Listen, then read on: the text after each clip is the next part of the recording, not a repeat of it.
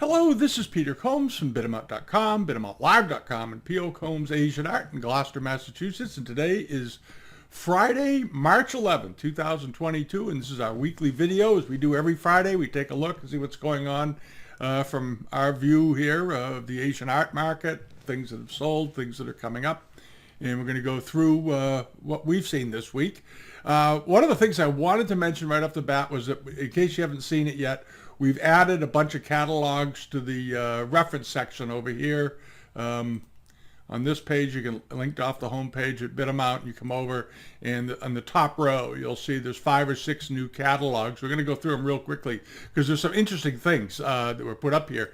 If you're a bronze buyer, I don't know if you have this catalog, but if you don't, this was done by, he's a very good dealer in the UK, Michael Goodhouse. Put this catalog out back in the 1980s, I think, but we found a PDF version of it on his website, and we were able to turn it into a catalog here on our site.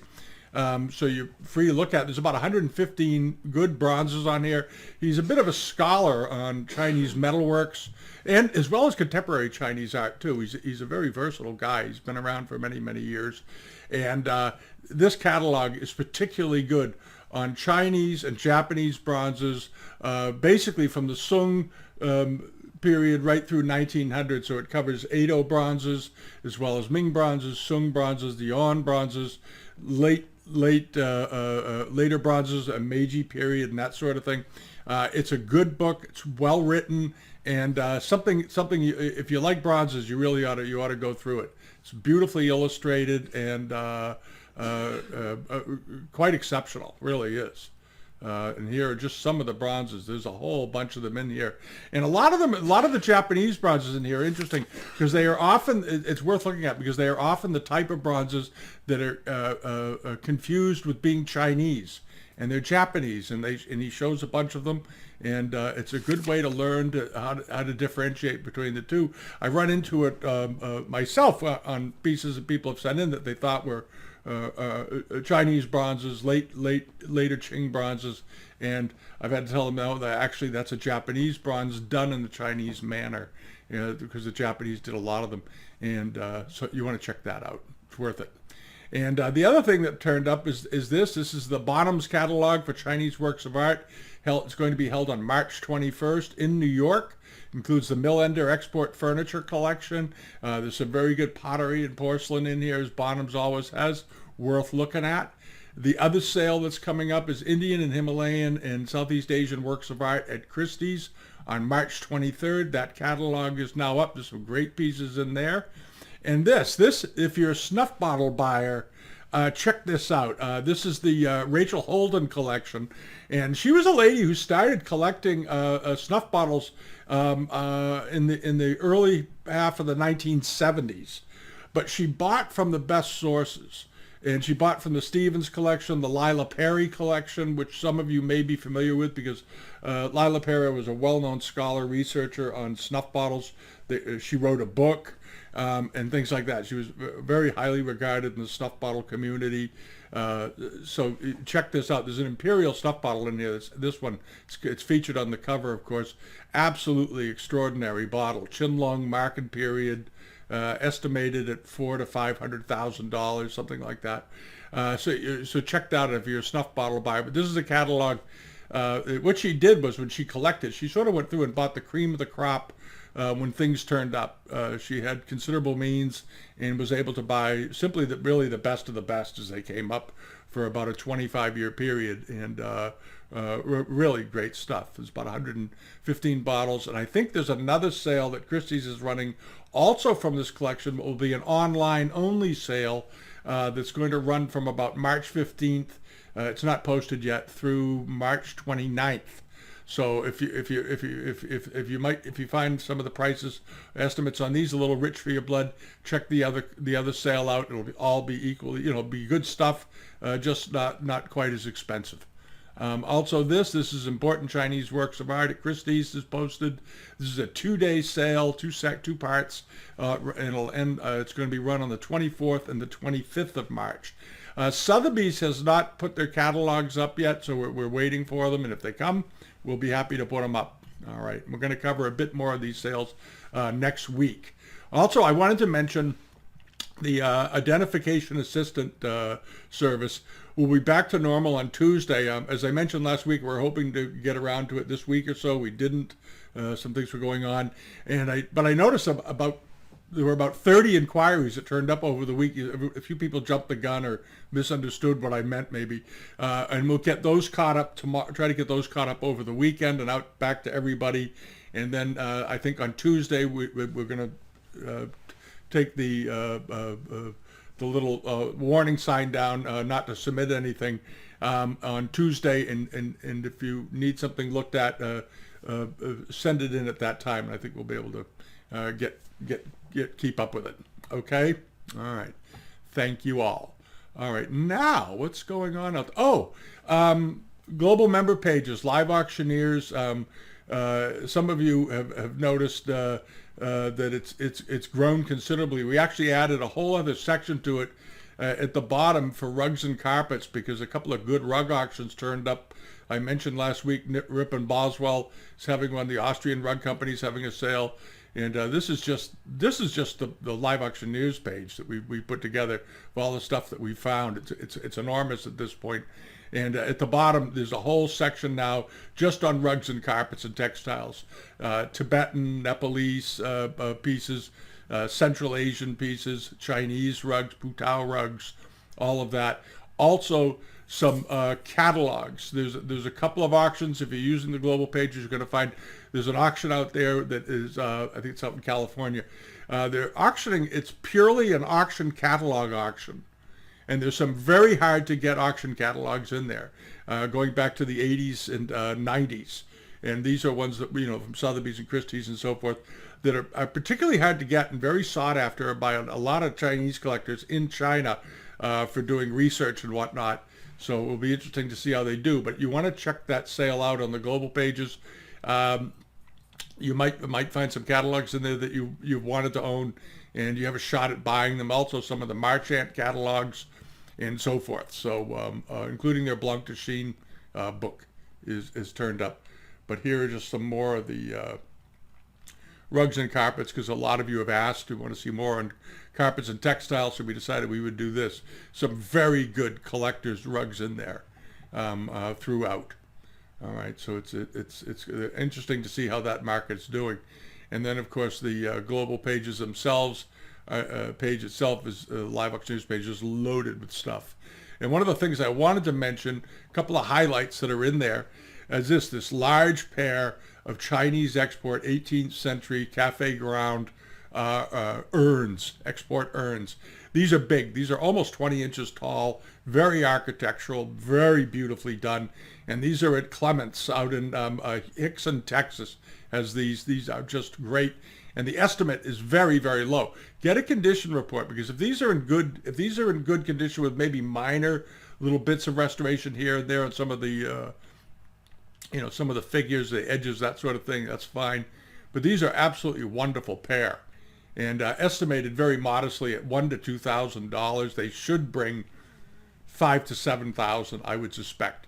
But check that out. Check it out. And then moseying along over to this. This is the sale at Bronx that I mentioned last week, and I got a chance to go back through the sale and look at some of the things in there. A number of the things in this sale were bought at Marchant's back in the 1980s by somebody, and they've consigned them to Bronx. And among them is this really, really nice Kangxi period ewer, 7 inches tall, beautifully done. And according to the receipts they got with this, the sticker price on this piece in 1989 was $18,000. Okay, and it's listed here with an opening bid of $1,500 and a $3,000 to $5,000 estimate, which of course is a lot less than what they paid for it, and I think it'll do better than that. But what it means is it's a buying opportunity. You have a shot at it. You might get it at a very reasonable price. There's a number of things in here that were bought from Marchant's, and we're going to get to one that's particularly unusual, and I'm very interested to see what it'll bring.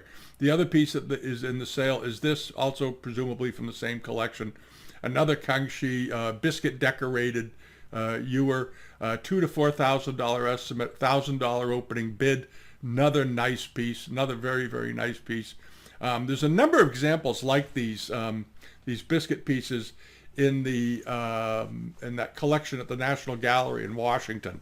Some very good examples at the Sackler, and they have a whole bunch of these biscuit wares in the Kangxi period, and they have several examples like this one. All right, we've illustrated them in some of our blogs in the past, but it's a very desirable reticulated piece. And then on to this. I'm really fascinated to see what this brings. This is this was bought at Marchant's. They paid roughly $33,000 or $4,000 for it back in 1989. Has a $20,000 to $30,000 estimate, a $10,000 opening bid. But this is a really rare thing. This is a wonderful piece of Kangxi porcelain. Iron red decorated moon flask with European, looks like they're maybe silver plated mounts or copper mounts here, or Sheffield mounts, but beautifully done. Absolutely beautiful piece of porcelain. The drawing on it is great, and it's a rare type. It truly is. And I'm really curious to see what this thing brings in the end. It measures about 8 inches tall. It has an exhibition history of having been at the Metropolitan Museum. It was there for 25 years. It also was in the John Pierpont Morgan collection and was listed in their catalog, and it's all the information is provided here. And then it was later sold in 1989 by Chait Gallery and in New York, and the receipt is with this lot. They have the original receipt for this. But if you're looking for something rare and unusual, and you're in this price range, check this out. The sale is in 2 weeks. The bottom of it has an old Morgan collection label on it. I have no reason to doubt any of the provenance on this piece. It's completely consistent. And Bronx doesn't make stuff up. I'll just say it. They're nice people. If they do their homework, they know what they're doing. It's not like some of the other folks down in the southern part of the United States and other places who make up provenances. Bronx does not do that. And estimated at $20,000 to $30,000, $10,000 opening bid. And then the other thing I wanted to re-mention, because I had a chance to go through it this week, the Heinemann sale of those things from the Strong collection that are being sold. There's a couple of sales of things from the Strong collection being sold. There's some also being sold at Sotheby's or Christie's. And some of them are being sold by Leslie Heinemann. But the Leslie Heinemann seem to have gotten the bulk of the Japanese material. And there's some really, really great Japanese bronzes in this sale. And you want to check it out, because on first glance it's deceiving, because the way the photographs are done. This is a 28-inch tall Japanese bronze of an elephant with pagodas on its back. This is an absolutely great bronze. Beautiful, beautiful, beautiful Meiji period, in great condition. You want to, if you're a Japanese bronze buyer, take a look at this. The estimate is extremely modest. $1,000 to $1,500, and remember, this thing is 2.5 feet tall, roughly, a little or 2.25 foot tall. It's 28 inches tall. Estimate opening bid of 500. Estimate one to $1,000 to $1,500. That's a bargain. All right, and the next thing that comes up is this, and this I like a lot. It's a very classic late 19th century Meiji period Japanese bronze. It's 2 feet tall. And it has this beautifully done applied hawk on the shoulder here of the vase. The vase is modeled with wave patterns, and then waves leaping off of it, with a hawk in the wind sitting on top of this little rocky outcropping along the base of the neck of the vase. But this beautifully done bronze, beautifully patinated, and so forth. It doesn't say whether or not it's signed. You're going to have to get a hold of them and find out if there are any signatures on these, because these all were done during that period in Japan when the shogunate had been. We've talked about it before, but in case you missed it, the emperor of Japan ended the shogunates, got rid of all the shogun era was put to a close in the 1870s, and the metal workers who had made their livings by creating accoutrements and swords and sword fittings and all this gear that the samurai needed, they were out of a job suddenly, and there were 1.2, 1.3 million samurai in Japan at that time, and they were all basically told you can't carry your swords around anymore. We're new direction here. And these metal workers were basically out of work, and they had to go find other ways to make a living. Many of them were recruited by the emperor to build beautiful bronzes to show the rest of the world during the exhibitions that were taking place during the 19th century. And this is some of the work they did. This is the fruit of that work. You don't see a lot of early bronzes in Japan prior to this. They did do them, but nowhere near in the scale and in the quality that they ended up doing once these metal workers were repurposed in their trade, basically, to create these objects. So there's a piece of that. And then there's this really great incense burner, very, very architectural, also very big. All of these are big, which is a really interesting part of it. And this is spectacularly well done with a double rooster on the top. This thing is over 3 feet tall, 38 inches tall, $1,000 to $1,500 estimate, $500 opening bid. I think is a ridiculously low opening bid and a ridiculously low estimate for this. But if you're a Japanese bronze buyer, again, check out the Heinemann sale. Check it out. There's some great things. And then there's this lot that came up. It's the card on the left is 13 inches tall, a little over a foot.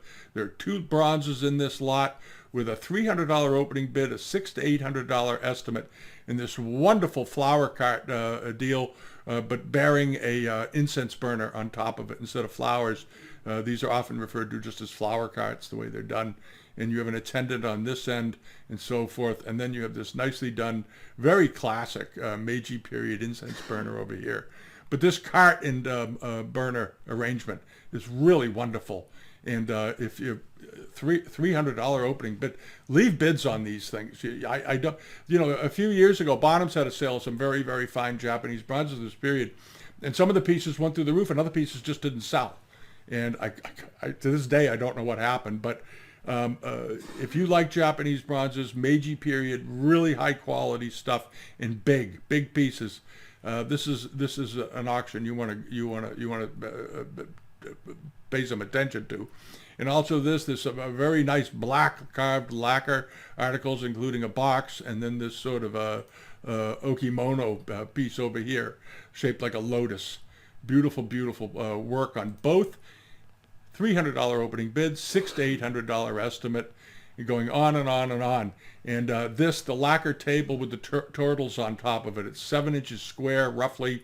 But check this out. It has 5 turtles on top of it, coming up out of the waves, so to speak, and it looks to be in great condition. Very unusual piece of lacquer work. If you like Japanese lacquer, this is something worth looking at. It's a nice example. And again, find out if these things have signatures on it. They didn't mention it, and I can't believe that none of these have signatures. Also in this same sale is this very nice piece of, this is also at Heinemann's, nice Joseon period Korean blue and white dragon bottle form vase, 10 inches tall, $1,500 opening bid. Should have no problem starting there. It should bring $5,000 to $7,000. Nice looking piece.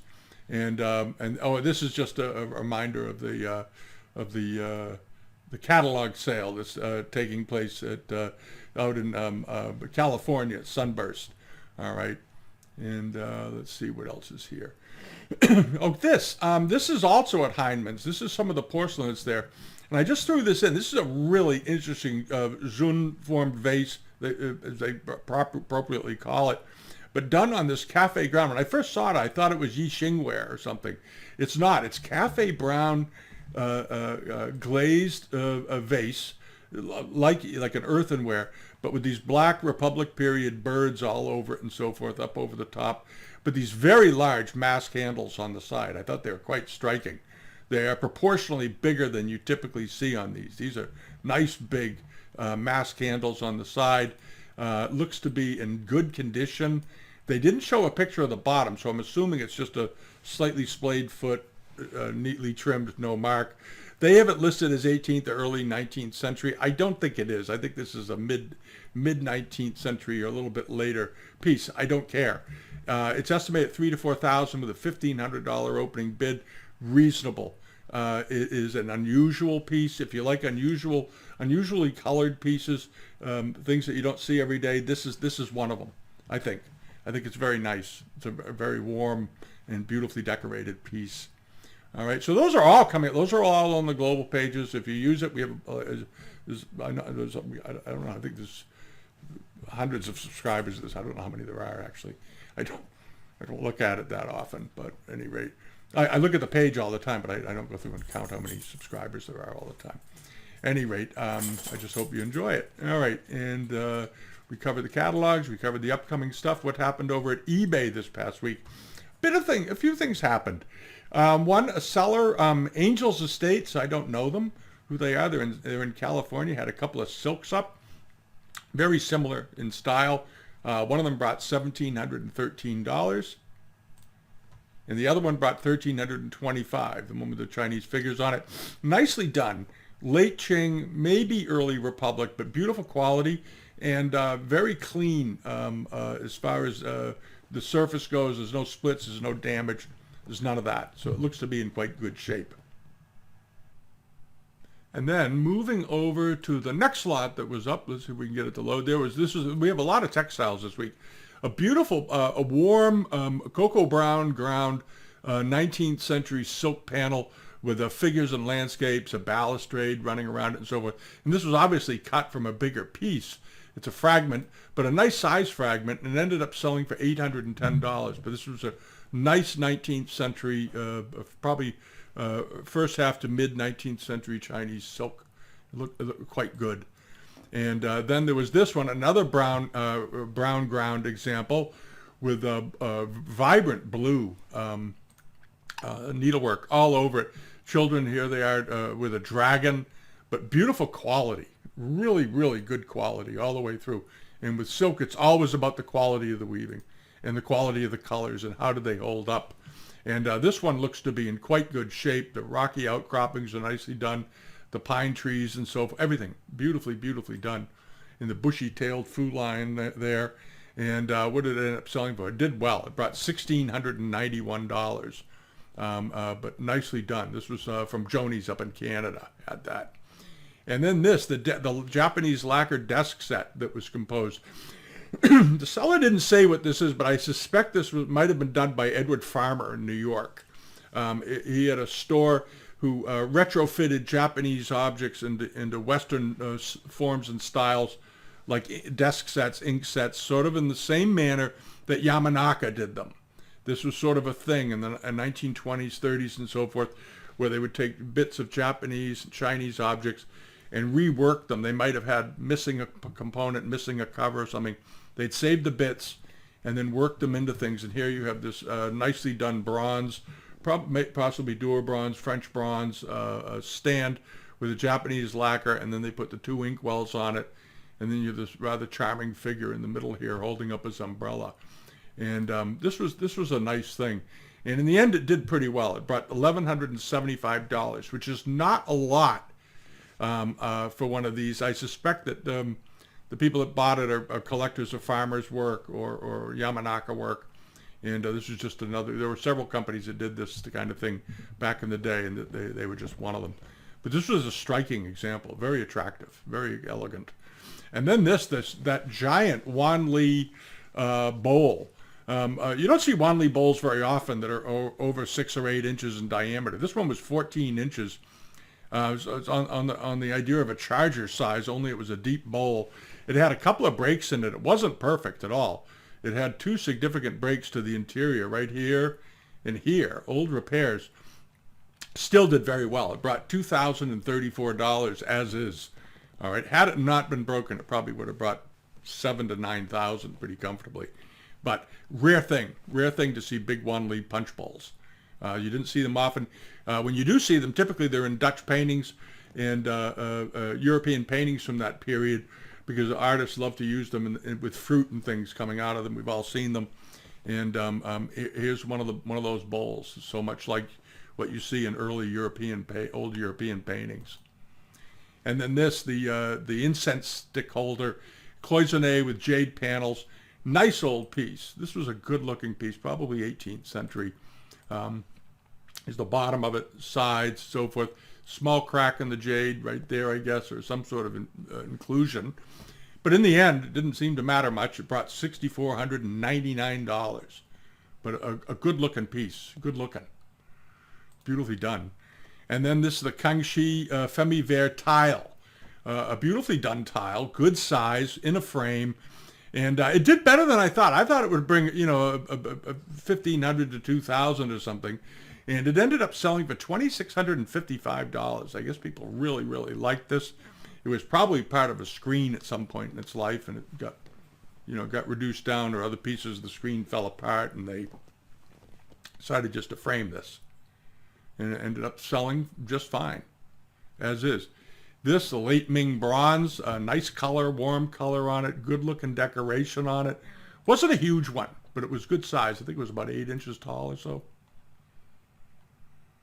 Let's see here.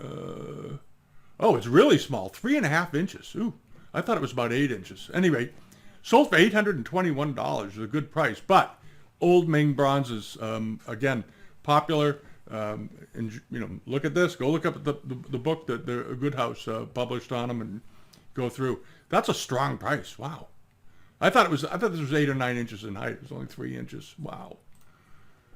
And onto this, the Yongchen Charger, 14 inches in diameter, with an old hanging rack mounted on the back of it, but beautifully decorated. Nice soft colors, very neatly done. Beautiful little yellow butterfly on the side coming in. Did well. It brought $1,105. All right, as is. It had a chip to the rim somewhere, a small chip, but no cracks. And this was sold by Ceramics and Collectibles guys, Shangri-La over in the Netherlands. Beautiful, beautiful bowl. And then lastly was this went up. This was sort of one of these inscribed first half of the 19th century rose mandarin export plates with a script running around the outside along the cavetto. And beautifully done, nice, sharp, crisp decoration. And it ended up selling for $513, which not a big surprise. These often do.